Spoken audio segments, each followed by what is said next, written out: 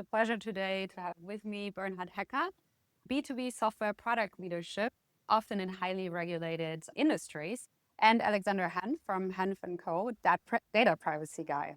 Today's topic is a very interesting and, let's say, timely topic because after all the hype and all the prototyping and all the experimenting, companies start asking questions how to put that into production and how to do that securely. So today's topic is from prototype to production, how to apply and how to deploy generative AI securely. Experiments and pilots that companies started with. Maybe, Bernhard, you want to start?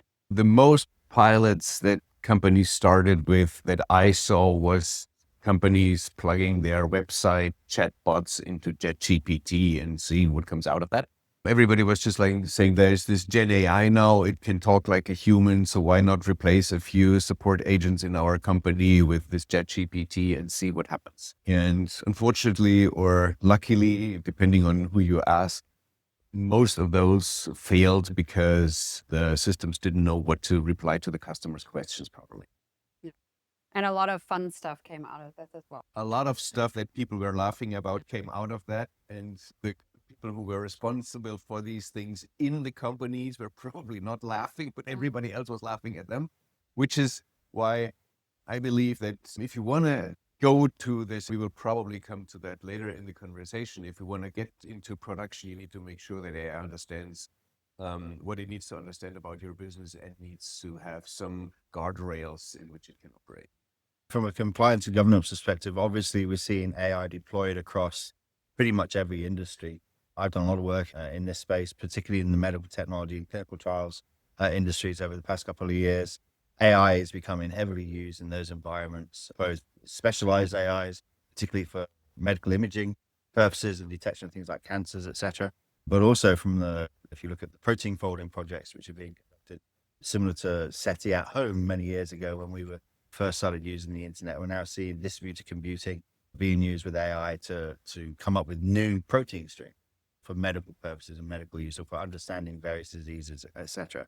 There's a lot going on in the space. I think HR, there's been a lot going on with regards to marketing environments and sales environments. There's a lot going on. And again, with regards to customer services and PR outreach, a lot going on in this space. Not so much going on from the compliance perspective. In my experience, we always tend to be an afterthought. And then, of course, there's a lot more focus moving forward on a more sustainable use of AI, which is something I know is close to Bernhard's heart as well as my own. I'm using more suitable models for smaller tasks or more specialized tasks instead of throwing everything ChatGPT or a large language model, which uses vast quantities of energy to be able to answer a single prompt. What really surprised me is that lots of those first projects were around these customer service cases, which is fascinating to me because it's so much risk, or it's actually so visible if something goes wrong, versus if you apply it to an internal productivity use case, which most of the companies also did, it's more a safe zone. And especially in those conversational interactions, you don't need a large language model, of course, is the first choice because it can naturally converse with a human, but you don't need it for everything. And as you said, the computing power it needs to respond a simple hi is just not, there's no justification to use it. So you can actually do this with a simple intent classification, and you don't need an LLM to do it. So sustainability and computing power, is this the next question people have to ask? Because we now see, oh, okay, after we tried out all those fancy things, maybe we need to consider another side of this. It is a problem. If you look at how much energy is being used to train these models that are commonly used in the public, like Gemini, OpenAI's, ChatGPT, and these models, it's drastic. If you go into one of these pages and you just enter hello and click enter, and the response uses as much energy as you use for charging your phone, which is a lot for a simple thing. So sustainability is a problem, but it will stay a problem if you do not come up with use cases or smaller models built for a specific purpose. I would like to encourage people to address and approach this AI topic from a different perspective, not coming from the technology and say, oh, we have a hammer, now the entire world looks like a nail. Focus on which is the first problem that we need to fix in our company. And it should not be the customer success department, but eventually it's a purchasing process, and build something dedicated that fixes that process. Yeah. And going back to the hammer and nail euphemism, if you look at hammers come in different sizes, right? So if you're doing fine upholstery, you don't use a sledgehammer, you use a specific hammer, which is much smaller, much more delicate for that particular task. Similarly, if you're working on fine carpentry, you have a range of different tools available to meet the task, depending on the materials that you're working with and depending on what the ultimate goals are. So ChatGPT is the equivalent of a big sledgehammer, and we're using it for fine upholstery and for putting together little boxes, and it's just not appropriate, which is problematic. If you look at Abby's own marketing over the past 2 years, so last year, Abby was very much focused on responsible AI. This year, very much focused on purposeful AI, right? So we, even in the marketing activities of companies and leaders in the space like Abby, we're seeing a recognizable shift in trends, shift in focus from responsible AI back in 2023, 2024, when we had the AI Act and various other AI regulations and legislation coming into effect in various places around the world. And now we're seeing this dwindling of enthusiasm around AI because of a lack of return of investment, because of the huge costs associated with using things like ChatGPT, et cetera, and the price increases, which are inevitably coming all of the time as well. And we're now looking towards more purposeful AIs, smaller AIs, locally hosted or on-premise, black box solutions, et cetera, which are more sustainable, use far less energy, offer a specific task and do that task incredibly well, but at a much lower cost. If you look at ChatGPT as well, OpenAI's efforts versus DeepSeek, and the cost of ChatGPT's business model in developing their AI being just a magnitude above the cost of training a more efficient model like DeepSeek, the recent DeepSeek model, which was launched, which wasn't without its controversies from a SaaS perspective, but certainly as an open source solution or an open solution, being able to run that locally made an incredibly powerful tool for people and really democratized AI away from companies like ChatGPT, OpenAI, and Microsoft, et cetera, who dominated the space in the West, and showed that actually you can achieve huge amount more value for a much, much lower cost, which is also more sustainable, because if it only costs $6 million to train DeepSeek on relatively low-end hardware resources, obviously the amount of time that takes to train, the amount of energy which is used by these resources is significantly reduced on the billions of dollars spent on training ChatGPT, whereas the majority of that money is spent on energy consumption and the hardware compute modules. So there's a real cost reward benefit as well to moving towards more purposeful AI. And then also results in more trustworthy replies or answers from the AI. If you have a model that can do everything, you have something that you maybe use to fix your purchasing process, and look into the documents that you have in your purchasing process and how they are dealt with, and the same model at the same time, how much could you rely on the answer that model that speaks Swedish and many other languages at the same time gives the appropriate and correct answers towards your or around your purchasing process. So this is something that I would honestly question. Yeah. I mean, the other issue as well is we're facing experts with a jack of all trades. If you're using ChatGPT, they're a jack of all trades. They're not experts in anything. They just have a general knowledge of lots of things. Yet we're using these systems to replace really strong subject matter experts within the companies that we're working in, because it's cheaper. But the quality of the results are going to be far more diminished than having those experts on board. And then, of course, some of the nonsense which is output by these generative AI models as well, due to hallucinations from these large language models, are very cost prohibitive at the end of the day, when you have to reiterate over and over again to come up with a workable solution. And even then, you've normally just settling for best of as opposed to perfect. Yeah. If you use it to help you run your business and you don't know what it's doing and how it's coming to a result, you're just piling up liability at the end of it. You're trusting your employees and they can make mistakes, which is what we had in a discussion like the other evening. But still, if somebody makes a mistake, you can go to that person and ask that person, like, why did you come, or how did you come up with this answer? And with these large language models that you do not have under control because they're built by somebody else, you most often don't know how they came to an answer, so you can't ask them. Yeah. And telling that a regulator or a compliance guy will just not only raise eyebrows, but also difficult questions. Yeah. So you need to be sure that these models are under control and that you can explain them. It reminds me of when I was a schoolboy in math class. You're always told to show you working. Even if you got the answer wrong, we can't do that with AI. AI doesn't show it's working. Not even the more recent versions which have been released with the research add-ons attached to them, the citations attached to them, etc.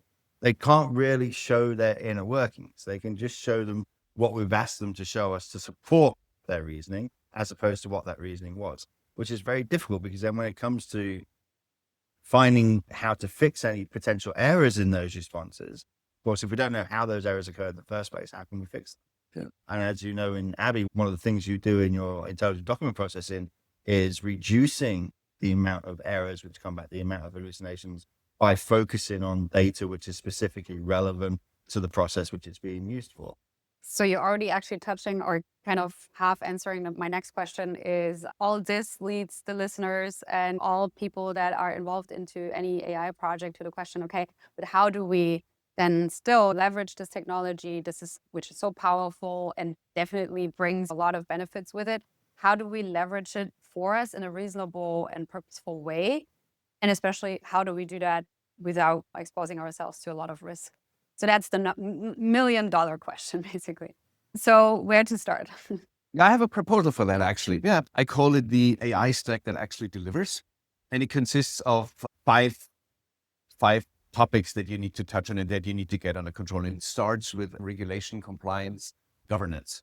So you need to make sure that the thing that you are building in order to solve a business problem for your company, you need to make sure that it is doing that according to the law in a safe and secure way, that it's not spilling company secrets to anybody who should not have these secrets, that it's making sure that it's not annoying or insulting people and all that kind of stuff, and giving right answers in a repeatable manner. So compliance and governance is number one. Number two, the next level is you need to understand your business. Every company, every business is different. So you cannot use a generic thing. You need to train the AI so that it understands your business processes and how you run your business. The third layer is it needs to understand the knowledge that you have in your company, and 80% is stored in documents. And this is where Abby comes in again. Like in most of these 80% of unstructured information is often ignored even. So you need to get that together. If you have process understanding and the knowledge within your company about your products, your customers, your suppliers and everything, and the governance right, only then you can start applying the sexy stuff, which is the LLMs or the large language models or dedicated AI models.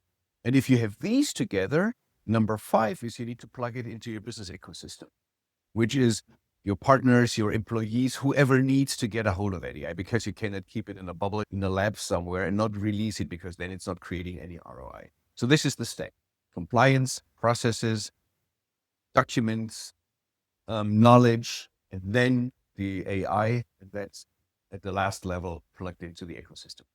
That would be my approach. You're in this chaotic Wild West where you've got rogue employees playing around with ChatGPT or Claude Sonnet or various other tools. Nobody has any idea what anybody's doing with AI in the corporate enterprise. You've got, even within the structure of the company itself, multiple AI projects that are silent. So only the people who are working on the project know about it, and their immediate managers. You end up, particularly with compliance teams, always coming last. So in GDPR, we have data protection by design and by default in Article 25. In privacy, we have privacy by design and by default, developed by Dr. Ankavukian, who used to be the Commissioner for Privacy and Data Protection in Ontario. And I think we really need to start looking at things like ethics by design, intelligence by design. And intelligence by design, in the case of business processes, would mean that we include all stakeholders from the very beginning, full life cycle for the project of an AI, and ongoing as well. We have to have iterative processes which last through production. They don't stop at prototyping and then we deploy. We continuously do regressive testing on what's out there in the wild in production as well. And that needs to be an ongoing process. It's not a checkbox exercise. It's not do once and forget. You need to involve everybody at the very earliest stage. All stakeholders must be there, including impact stakeholders. Right? So how is this going to impact your employees? How is this going to impact your customers? How is this going to impact the morale, more of these abstract issues within the organization? They need to be involved as well, because if we deploy, for example, an HR AI, which is making management decisions, we've got labor laws to consider, we've got GDPR to consider, because any decision made in an HR capacity is going to fall under Article 22 of the GDPR with regards to automated decision-making with significant effect. We also have to consider the works councils in places like Austria and Germany, where we have works councils, and all these other issues that exist within the organization. And if we don't have impact stakeholders within that stakeholder group who can raise red flags, say, hang on, if we do this, how is this going to impact this segment of our employees? Or how's this going to impact this particular market that we're approaching? Or how's this going to impact future sales prospects? So including all stakeholders, being completely honest about what the purpose of the AI is, what goal it's trying to achieve, what problem it's trying to solve. Because as I said in our conversation earlier on the panel, if you can't describe the problem, AI can't fix it. Because AI needs you to accurately describe what the problem is for it to be able to find a solution. So if we're just using this hammer, this sledgehammer of ChatGPT or whatever else for every single small problem we have, but we can't accurately describe those, we're spending more time than needed in a very inefficient process to solve these problems. And often we won't solve them at all. We just end up throwing money at a problem that never goes away. So honesty is absolutely integral in deploying these solutions from prototyping to production. Because if we don't know what all the risks are, if we don't know what the intentions are, if we don't know what the problems are, we're not going to be able to assess the results of this prototyping at the end of it. Right? So it's really important that we have a full view of everything that's going on. All stakeholders are involved, full life cycle. Shouldn't be anybody being brought in 3/4 of the way or halfway through the process. Everybody from the very beginning. Everybody's point of view is important in these processes. And ideally, they should look at the same picture. They should look at their processes or have the transparency about their processes and being able to identify, okay, is there a bottleneck? Is there room for improvement? Like you said, like basing or having this as a foundation for a successful project is key. Approach it not from the perspective, what can we do with a fancy technology, but approach it from the perspective saying, which is the process or the thing in our organization that we need to fix. And if we can apply AI to fix that problem, then we apply AI. And if we can apply something else to fix the problem, then we're not talking about AI, but something else. That is what I would. We're not after applying a technology to make our company an AI company. We're applying technology to make our company sustainable for the future and maybe more innovative than it is today. AI should be used to empower the organization, not disrupt it. Everybody says AI is a disruptor. That's dangerous because disruption has consequences. We should be using AI to empower us within the organization to solve problems that we know exist and that we know can be solved by these technologies. We don't just apply the technology because it exists and try and find a problem to fit it. It doesn't work that way. So yeah, it's really important that we do it in a forward-thinking, intelligent fashion and a rational way. At the moment, there's nothing rational about AI deployments. It's all just chaos. Yeah. Yeah, and actually we did a study that said that 60% of business leaders started to invest into GenAI out of the fear of missing out. Yeah. And not because they had a plan or a strategy or anything or a real problem to solve. It was just like, oh, okay, everyone else is doing it. And I think the hype that's around AI or that exists around AI, and that's definitely there, and you can see it. And in consumer AI, it's definitely even faster advancing and wow demos and whatever tools you can use. And it's creating so much pressure on business. So everyone wants this ChatGPT-like experience. I'm just using this as a term to describe everything that can be done right now, but without the risk, of course. You want the same experience. You want the same wow effect. So how can we do this? Yeah, how can we achieve it? And I think this emotional aspect is very, let's say, heavy right now and kind of influencing this whole discussion or all the decisions that I made. And it's probably not a good idea in business to let this be driven by those motives. And we have to consider human psychology. You mentioned the biggest trend you've seen is companies deploying these chatbots plugging into ChatGPT. How many of us want to speak to an artificial intelligence when we have a problem with a company? We don't. We want to speak to a person. So why are they replacing people with an AI, which A, doesn't do the job effectively anyway, because it doesn't understand your products and services, and certainly doesn't understand the sentiments of the individual customer who has a grievance or has a problem that they need solving. There's nothing more frustrating than sitting there 5 times typing, please let me speak to a person, to a chatbot, before it finally puts it through to a real human being, right? It's frustrating, just as it was frustrating to have to deal with telephone menu systems for the past 15, 20 years because they didn't want people answering the phone. The customers, they just need some help. They want to speak to a human being. They want empathy. They want understanding. We don't get these things from AI. And when you look at, there was a discussion this morning on the panel in relation to the use of artificial companions, AI companions, which is this growing trend amongst the youth at the moment in schools and in colleges. The dangers there of relying on these software, it's all they are at the end of the day, for psychological and mental health support is incredibly dangerous. These things are not suitable for that role. psychologists and psychiatrists who work in these professions, trained for many years in dealing with difficult situations, in empathy, in understanding, in being able to make somebody feel comfortable enough to open up and talk about their problem, being able to respond to them in an empathic way. A large language model cannot and never will be able to do that. The only way we're going to be able to do that effectively with AI is when we reach general artificial intelligence, where the AI actually does think as a human being and has reasoning. We're nowhere near that situation yet, nowhere near. So the support that's being given by companions is artificial, and artificial in a very dangerous way, just as artificial sweeteners are bad for us, and artificial colorings are bad for us, and processed food is bad for us. Processed mental health is bad for us. And it really does pose a strong concern for how the younger generations now are going to deal with social problems moving forward in the future, problems in the workplace, problems in the relationships, etc., when they've had no human interaction on dealing with these things at the point where it's so necessary. Yeah, definitely. Super interesting detour, by the way. It's super interesting because I also truly believe that it's actually coming back to the main topic, because we were talking about using or having a hammer and everything looks like a nail. This would be a perfect example. It's applied to a situation where it's not really a good fit, right? There's people caring about other people. Why would you need, maybe the question should be, why are those kids turning to an AI to open up instead of, human? Maybe adults need to take more time to talk to those. You live in where they feel that's their only outreach. Exactly. And if we look at some of the horror stories as well, a number of these companions have been suggesting self-harm and suicide, telling these kids to kill themselves because it's their only way out of their terrible situations. And this is all down to the way these language models are trained. Right? They're trained on vast swathes of online information, Reddit, subreddits, which are incredibly toxic, online forums, which are incredibly toxic, misinformation, propaganda, which is being spread by sovereign states. All of this information is going into these trained models and is used to come up with the answers that they're providing to the prompts that they're given. So it's pretty obvious that there's going to be some really dangerous stuff in there as well. I'll talk about some of this in my presentation this afternoon with regards to some of the consequences of some of these things that have happened.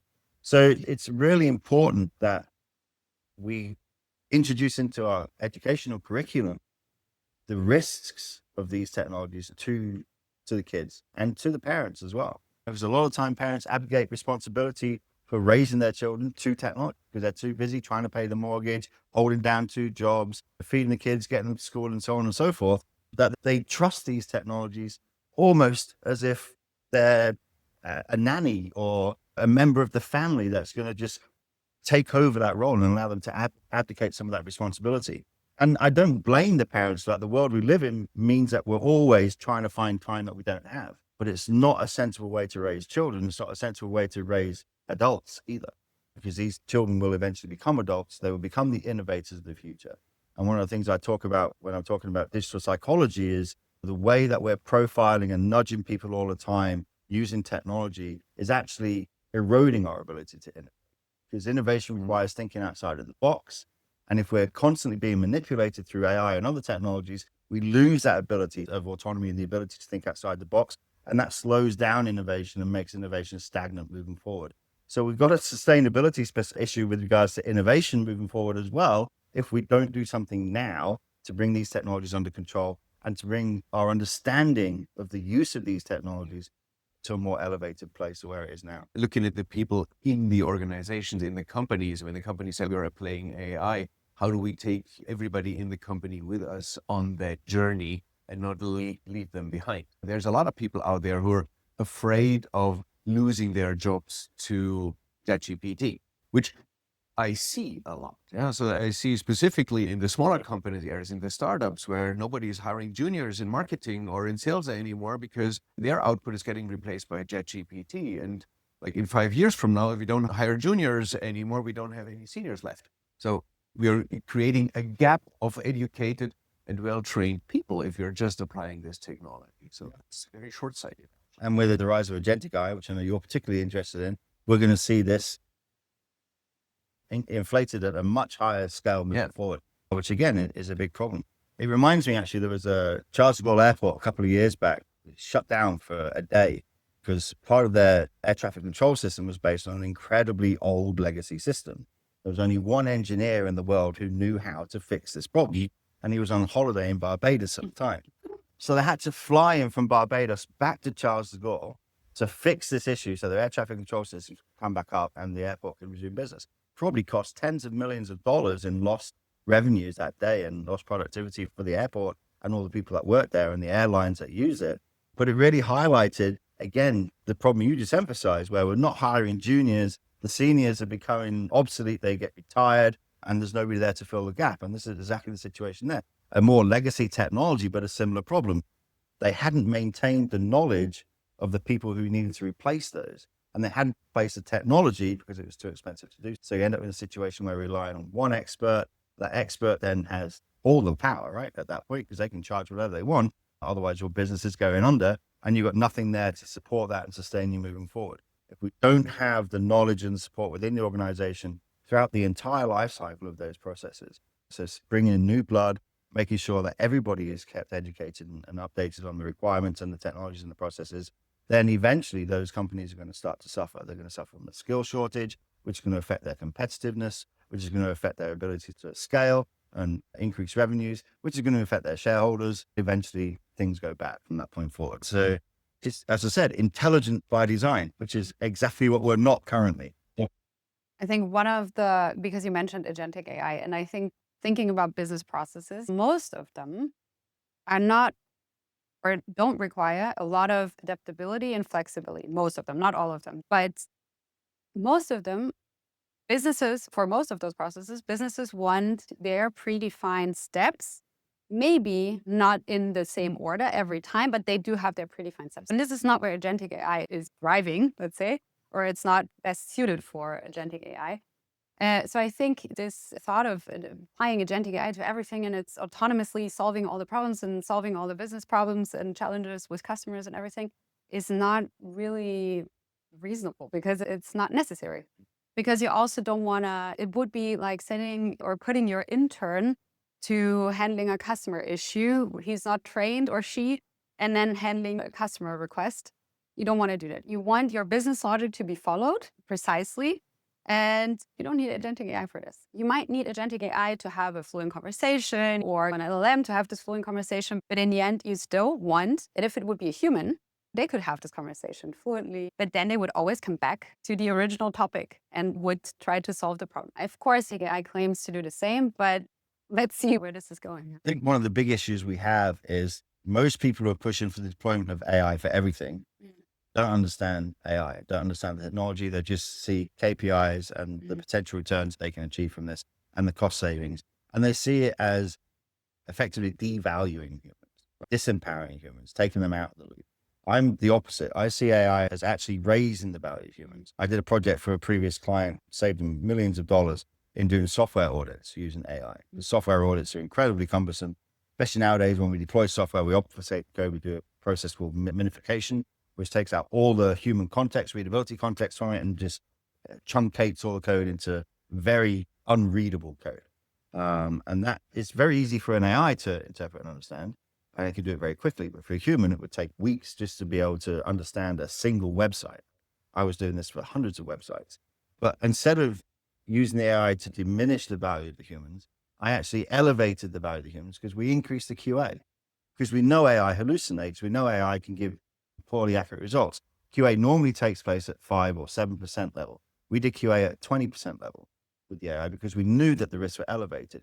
We knew that the AI could save us a massive amount of time by doing these audits for us and producing the reports, but we still went through and we did a 20% QA on everything that AI touched to make sure that the results coming back are accurate. So we should actually be elevating the value of the humans because we're the ones who verify that the AI is doing what it's supposed to do. And that diminishes the risk, releases us, gives us more opportunity to invest in these technologies, to use these technologies without the risk of it destroying our businesses or causing damage or harm to society or individuals, right? So use the people to understand what the AI is doing, empower them to understand what the AI is doing. That gives them more value, not less value. As I said, we don't use AI to disrupt, we use AI to enhance as a value add, as some way of becoming more efficient, but we certainly don't diminish the value of the humans involved in that process.